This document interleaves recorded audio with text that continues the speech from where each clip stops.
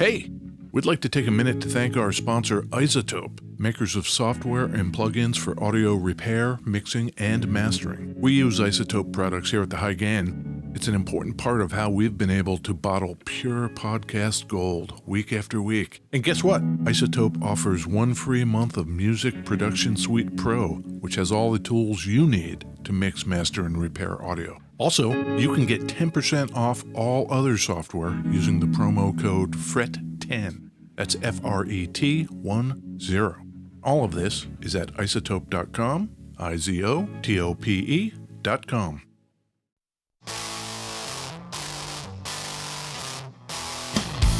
Hey, it's me, Ed Peterson. Oh, hi, Ed. It's me, John Kiltickow. John, Yeah? you got a cool guitar today. I do have a cool guitar today. It's the High Game Podcast. We talk about cool guitars. Yeah, that's what we try to stick with. Maybe some amps, effects pedals, but, it tends to be guitars. Yeah. Where are we? We are in beautiful West Seattle, Washington. I walked up today. Uh-huh. It's not raining, but I can feel it coming. Yeah, it's overcast, and I think that rain is coming with us. But, Yeah? we've got a guest today, Ed. Oh, He might know a little something about rain. Northern California, does it rain a lot there? At certain times of the year, it sure does. Oh, a guest. that is Barry Grzebik of Grez Guitars. You've got one of those in your hands. Yeah, hi, Barry. Hey, guys. You're in Petaluma? That's right, Northern California, just north of San Francisco, near the wine country.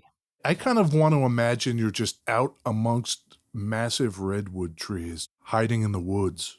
That would be nice. I actually do have some redwood trees in my yard, which is pretty cool. The Siskiyous right there in Northern California is just a brutal little drive, but it's beautiful. Our man Barry, Yeah, not originally from California. Seattle. West Seattle. Take a guess. How's this? How you doing? Did you hear that? Oh no. What exit are you from there in Jersey? I have never been to New Jersey, but I feel like I've lived there just from the amount of time John and I have talked about Jersey. Did you live near is it the Pine Barrens? That's south. I was really in what I think is the most beautiful part of New Jersey, which was northwestern, sort of closer to the Delaware Water Gap than to Manhattan. Okay. The terrain was carved by the glaciers, just lots of lakes and hills and woods and cornfields, and just really beautiful out there. I just picture, Sopranos. Right. That's what Jersey looks like in my brain. It's just strip clubs and terrible people. Barry's from Sparta. Oh, that's cool. That's right. Sparta, Lake Mohawk. Yeah, it's a little north and west of where I'm from. So if you start in the armpit part Yeah. around Newark, where I'm Okay. from, and then Sure. just get increasingly nicer, you'll end up at Barry's house. If you keep going, you end up kind of like by the Poconos, things like that. Yeah. Really up in the mountains if you keep going. Jersey comes up a lot on this show. It does feel like there's a lot of guitar folk from there. I'm finding the longer we do this, the more people we meet from there that left. Yeah.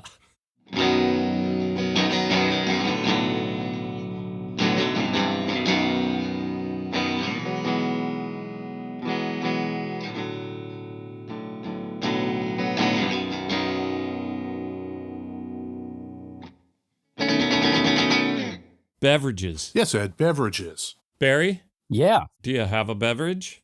I do. I've got Oh. a nice cappuccino I made just moments before I sat down here. Ooh. Nice. And in honor of this fine occasion, made this cappuccino with espresso beans I had brought in from Fulcrum up in Seattle. Oh, Oh, lovely. Up here visiting and took some back? Is that legal? Yeah. You're not supposed to do that, are you? Uh-oh. They don't ask about beans. Okay. Tell me about your coffee rig. oh, Oh, it's a giant Astra machine. I've had it for, 20 years. Back then, commercial-ish machines for your house didn't really exist. Like now it's super common for these like little machines that look like a commercial machine. Yep. But back then, this was like the only one that would run on 120 volts and would fit in your kitchen. That's awesome. Do you have it plumbed in? It is plumbed in, yeah. Oh, man. wow. Yeah, and it's lasted all this time because being commercial, you can just completely disassemble it and fix anything that breaks, right? It's lasted 20 years and it's just going to keep going. Yep. I went through like 3 juicers. There's all these plastic parts that just break and then you can't get replacements. And it's like, what am I doing? Yeah. Now Ed has like industrial jet engine Yeah. juicer. The lights in the house dim when you fire it up. You know, how many of these things am I going to throw into a landfill that the aliens are going to find in a million years? That's right. Before you get one that'll just last. Yeah. Exactly. What are you drinking, Ed? I got coffee. Uh-huh. It's in a crow mug. That's good. And I have a protein smoothie, Minor Figures Barista Oat Milk Light with some Vega protein powder, strawberries and raspberries. Oh, and there's a banana in here too. Doing your thing. Yeah. What about you? I too have coffee because Mm-hmm. I do. Mm-hmm. And I kind of went old school. I've got a Schweppes ginger ale. Remember those? I don't think I've had one of these since I had a stomach ache in kindergarten.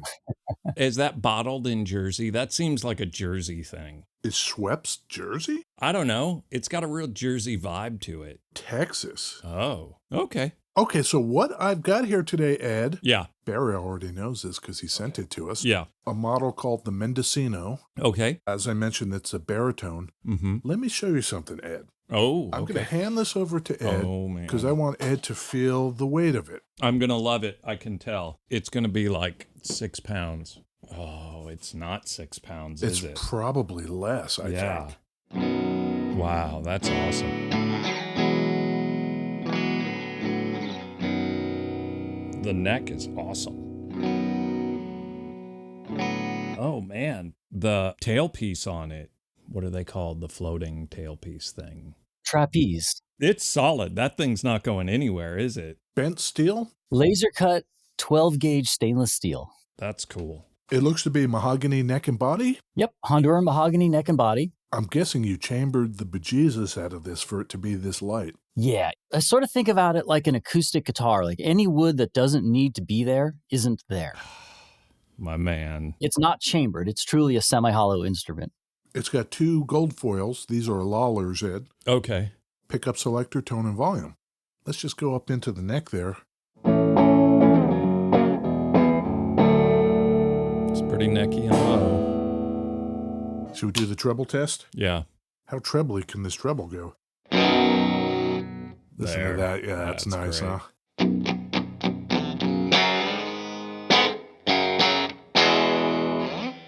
One thing I noticed on the beverage song, John, Yeah. no effects. You've been running this thing clean. Normally, we get a guitar in, and the first thing you do is click like 19 buttons in front of you.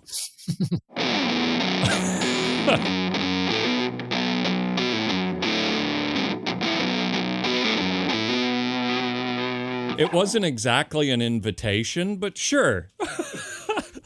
The top is redwood. You probably noticed that, Ed, but it is all reclaimed. Is that right? Yes. You can't cut down the really good old redwood trees anymore, of course. The way to get that wood is from old structures, bridges, tunnels, buildings, things like that. Is that something that people go out and harvest and then you have to go somewhere and buy it from them? Yeah, I don't usually salvage the wood myself. Like I can't personally go take a bridge down or a factory, right? That's a specialty. But I know some of the people who do, and the idea of reclaiming wood has just become so common now Yeah. that it's in a way gotten easier because people, especially around these parts, they kind of understand that the old wood shouldn't be just thrown away or tossed in the chipper for mulch. Right. There's a store in Seattle, Second Use. They specialize in going and taking down houses and old buildings, and then they just resell it. Yeah. It's nice to see how much more common that's become in a lot of cities, I think. Yeah. Some sort of place that attempts to salvage as much as possible. Yeah. Although I do like the image in my head of Barry taking down a bridge. I am buying frickin' large timbers, though, from bridges. So it may not be taking the bridge down, but it's not like I'm buying these little tiny sticks of wood to make guitars out of. Like these are, sometimes beams that have to show up on flatbeds. Wow. Yeah. This guitar, was it literally a bridge or? The one you have actually was a municipal water tank up in Lake Tahoe that was built in the 40s. Wow. That's so great. And I have photos of that tank as it was being disassembled. You can actually know where it came from. sometimes even see the thing it used to be. So when you send the guitar off, you send some archival package with it? Sometimes. I should probably do a little better job of case candy, right? But people will often ask, because that's one of the reasons people are coming to me. We often have a conversation, and I'll be texting photos to people of the log or the bridge or the whatever that their top came from. For sure. I am not the tone wood guy on the show. That said, if I knew like this was an old bank or something, I would be very into the tone wood at that point. Right. I have some wood from an old train tunnel, and the boards on the outside are basically black from soot. Mm-hmm. This is from the late 1800s, right? Right. All coal-fired trains. So when I cut up and book match and join these tops, I leave a little bit of the outside of the wood. So you end up with this faint dark streak down the middle. And to the uninitiated, you might think, oh, that was a bad glue joint because I can see where the joint is. But really what you're seeing is the soot stain that I left there on purpose. That's awesome. That is from a train tunnel. That dark streak is soot. Is the majority of this stuff you get a matter of you contacting somebody and buying it? Or do you run across the people like taking down the train tunnel? Usually it's me seeking out what's going on, what's coming down, what salvage yard has new stock coming in. Here in Petaluma, historically we had a lot of chicken farming. So there's lots of chicken coops here. Huh. But all of these homes and chicken coops and small barns are really kind of lightly built structures. The wood that's coming out of them isn't big enough to build guitars out of. Right. At least not the way I like to build guitars, which is with very few glue joints from very big pieces of wood. So the typical salvage doesn't work. I've got to be looking for big things coming down, which gets us back to bridges and tunnels and giant water tanks and factories and things like that. How big is the billet you start with for a body this wide? Well, on that, just like on an acoustic guitar, they're almost never a one-piece top. They're always book matched. If you say an acoustic guitar is on average, let's say 16 inches across, right? Maybe a little bigger, a little smaller. So half of that is 8 inches. You just need a board that's 8 or 9 inches wide, resaw off a bunch of slices and book match them. The Mendocino is really only a 13.25-inch body. So if I have a piece of wood that's really nicely quartered and it's just a beautiful old piece of wood and it's only 7 inches across, I can get tops out of it. Yeah. The solid bodies that I build out of redwood, those are one-piece bodies. So those I really need giant boards. I've got boards that are, 6 inches across and 16 inches tall, huge beams so that I can get a one-piece body. And do you plane those yourself? Yes. Oh my God. You start with a chainsaw Whoa. to whack off chunks of this giant board so I can move it around, right? And then it goes to a resaw where I kind of cut it up into 3 slices, and then a big thickness planer to kind of clean it up and get it down, and then finally a wide belt sander to make it pretty and just right. Kind of a lot of big equipment to deal with these big boards.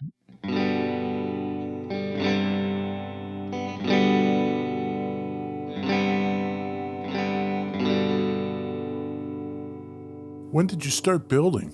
2009. It was a very slow start, right? Because you kind of don't go from not building guitars to knowing how to build guitars and selling lots of them immediately. So it's not like you have the idea and then you're building 10 guitars a week. Yeah. You figure out how to build a guitar and you build one, and that takes a long time. But then, it's 2 and 4 and 10 and 15, and it goes from there. And you started on the acoustic side, right? I did. I was kind of fascinated with acoustic guitars. Still am, really. I enjoy building them, even though I don't do it as often. It's such a lightly built structure that's on the edge of wanting to explode. The really good ones are made so thin and so light. It's kind of the opposite of making a telly. A chunk of wood and a bandsaw, and you can make a telly. Yep. This was the opposite. It's hard to even know what to do. They talk about how to voice a guitar, but you can't translate that from words in a book to flexing a piece of wood and really understanding, is this the right thickness? I don't know. You have to kind of go for it and try it and learn.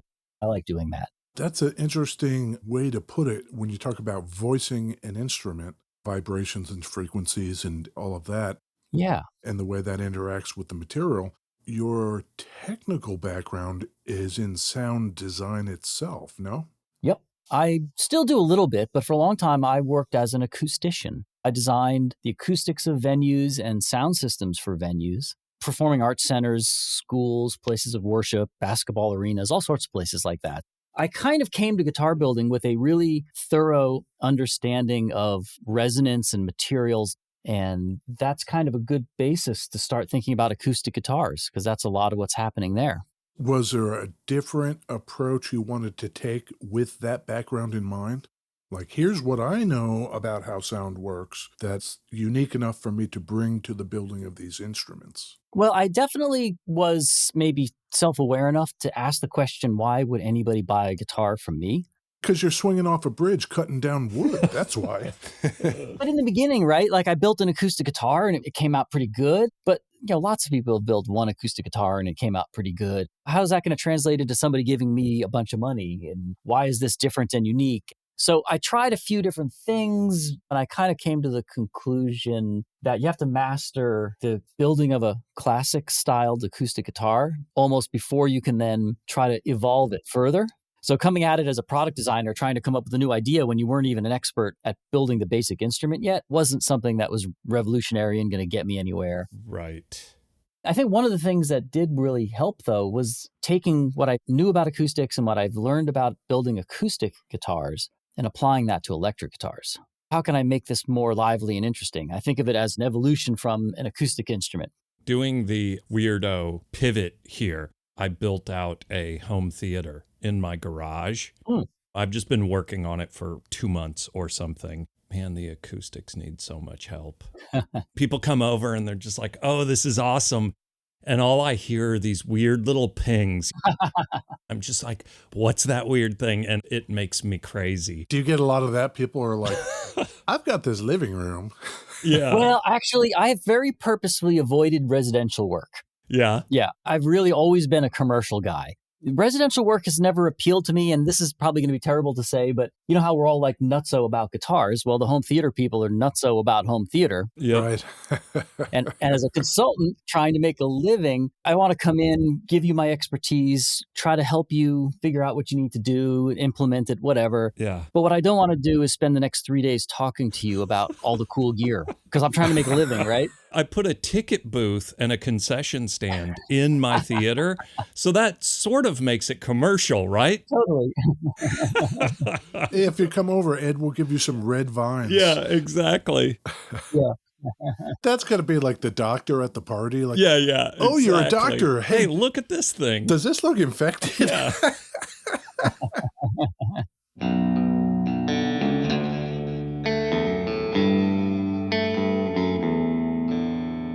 It's a very elegant headstock with a slope that goes up in the middle, but there's a hole then drilled through it with a bushing in it. Show me that. Is there a symbolism to that? I think in the guitar world, people talk about this all the time. It's really hard to come up with a headstock that looks unique but doesn't look stupid. Yep. So this was sort of my attempt to be unique but not weird. Maybe I succeeded, maybe I didn't. The little stainless steel ring there adds a little bit of bling, which is kind of nice, but it's not like super complicated. It's pretty subtle. Yeah. Lots of people make things that are super close to a Gibson. And then there's those weird ones where like they'll just have a circle for the headstock or something really weird. And that just looks weird. It almost seems like in the main, guitarists, even though they all want the cool guitar, they don't want it to be too different. More of a conservative group than you might guess, design-wise. Yeah. Absolutely more conservative than you would think in terms of their taste in guitars. I am super guilty of that. And it's only occurred to me, honestly, fairly recently on this show where if Gibson makes something that's got a Fender flair to it or vice versa, I just hate it. Stay in your lane. Yeah, exactly. I'm super stay in your lane guy. In some ways, I feel bad for Gibson because they are so bound by their tradition, right? If they do anything too different, it seems like their customers freak out on them. Yep, for sure. I'm guilty of it. I'm that guy. Oh, I'm terrible. The thing I like about the Mendocino is the simplicity of the design, but it is evocative of other things. I can see 50s K and harmony touches in here. Yeah, there's no question that I'm kind of influenced by the cheaper, funkier guitars trying to make something that plays well and works well and is gig worthy, but has some of the cool vibe of some of the funkier guitars from way back when, like the old Stratatones or something. Oh, yeah, I totally get a Stratotone vibe. A little bit of that. We spend a lot of time on old Harmony K, like Chicago or the Japanese kind of import stuff from that period. And they're always super cool. And then you get them and it's just a complete crapshoot on if it's going to be playable at all. Having those design aesthetics, but in something that's pretty bulletproof. Yeah, this guitar isn't going anywhere. Oh, that's nice, isn't it? Getting some effects going. Yeah, I'm going chill here. A little bit of trem, a little bit of reverb. It sounded awesome with whatever that fuzz is you're rocking.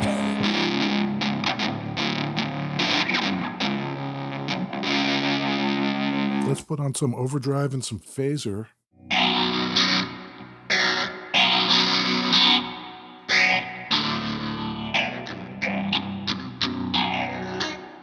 It is an electric guitar for sure, but the fact that it plays like an acoustic. It's got that sound to it. Yeah. Do you do a lot of baritones? It's a surprisingly popular model. You know, there's a lot of baritones in the world. Every company has a token baritone in the line just so they have one. But if you want a really good baritone, the list shrinks, right? I'm not the only one, of course, but it's not a giant list. Yeah. You know, and some people just want a baritone for once in a while and they get an inexpensive used Dano and it does the job and that's cool. Other times, you know, people really want something that is a better higher end instrument in all regards. And, you know, I'm one of the folks that can do that. One thing I have noticed, which is interesting, is the baritone is the one instrument of mine that has penetrated the most genres.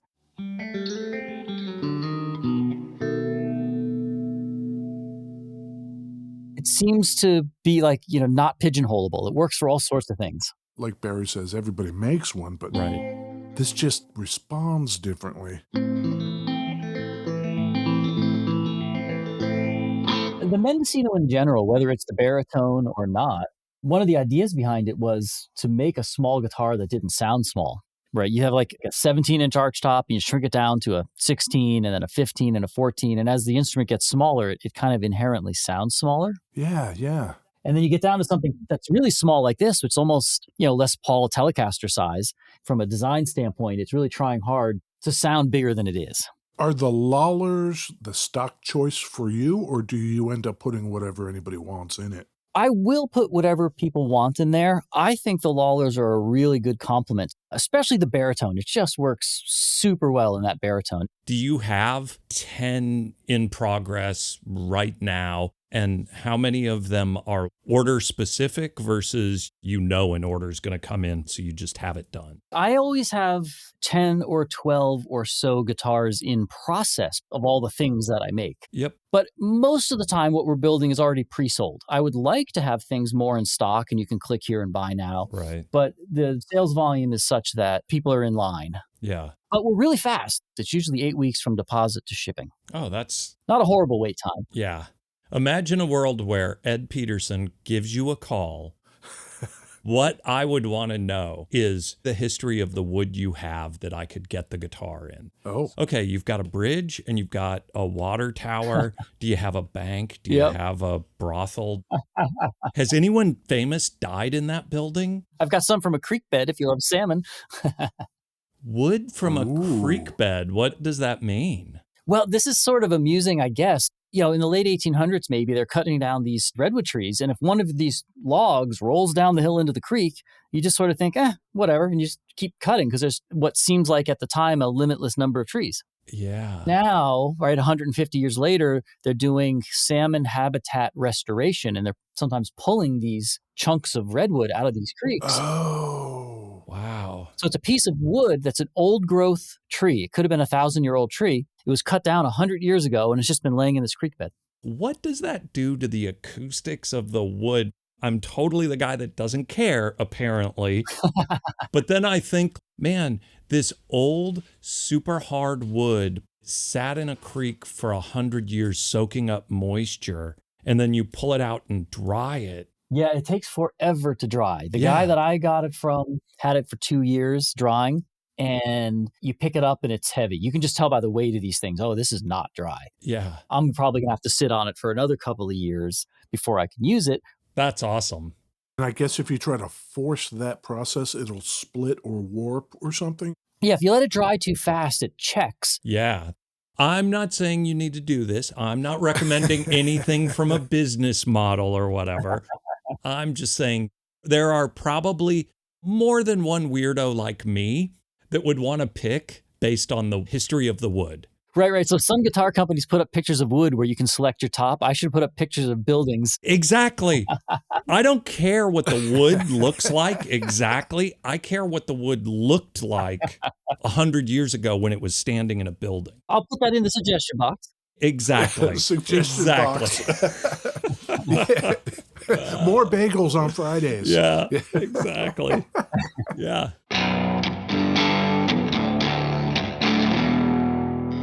What's the next idea? What's floating around in your brain head? I am going to make a bass 6 version of the instrument you have there. Ooh. I already make a short scale bass version of that baritone. And then, of course, there's the 6-string baritone. The bass 6 is just an amalgamation of the two, right? I'm almost there already. You don't have to do the math with the bass 6. That's right. Keep it simple. You gotta try it. Try and decide. Is it hello or goodbye? Buy or deny? Hey, Ed, Yeah. the top on this is reclaimed from a really cool old place. Like a water tower, right? Yes. It's redwood. Mm-hmm. It's hollow. Okay. It's a baritone. The Grez Mendocino. Yeah. Buy or deny. Can I do my standard, like, We're going to do the Peterson caveats. Yeah, exactly. So I heard a rumor of potentially a bass 6 version of this. Yeah, Buy. that's a buy. That's a buy. I heard there's potentially a double cutaway version. That's a buy. Uh-huh. I'm kind of into black. That's a buy. What about the 12-string? Very into it. I would want to know where it's from. Maybe a creek bed? I don't know. Right? I'm not sure if creek bed does it for me. Old movie theater. Ooh. Perfect. You'll be my first call. You take all those caveats, put them in a blender, mix them up. Buy. It's a yeah. buy. Yeah. Yeah. What about you? Definitely a buy. Yeah. But you're a baritone dude. I'm a baritone dude, but this is not like any other baritone I've ever played. It's different. I appreciate hearing that. And you're part of the Redwood Foundation. That's right. The Redwood Forest Foundation is an organization that I work with to plant a redwood tree for every guitar we sell. Wow. And they do reforestation. Areas that had been clear-cut decades and decades ago, they're going and planting hundreds of trees and just turning it back into redwood forests. Sustainability. That's so great. Yeah. Where can people get in touch with you, Barry? Grez, Grez, grezguitars.com or Grez Guitars on YouTube or Instagram. What else? Facebook. That might be it. Those are all the places. Everywhere. He's got it all covered, and I would suggest anybody go look at these guitars. They are different than what you're going to see any old place. Maybe what we should do is post some pictures, John. Oh, should I take pictures of this? Yeah, put them on the internet. Novel. Yeah, throw them on the Instagrams. I will take all kinds of pictures of this. Mm-hmm. I think you did a great job today, John. Oh, I think Barry did a great job. We need to thank Barry for his time and maybe his patience. Yeah, knocked it out of the park, Barry. Well, I appreciate you guys having me. That's cool. Don't forget, we are proud members of the Ruinous Media Network of music-related podcasts. Joe and the crew. Yeah, Joe Plummer, the drummer, Yeah, and company. they're great. Thanks for coming on. Thanks a lot. See you guys. Okay, see ya.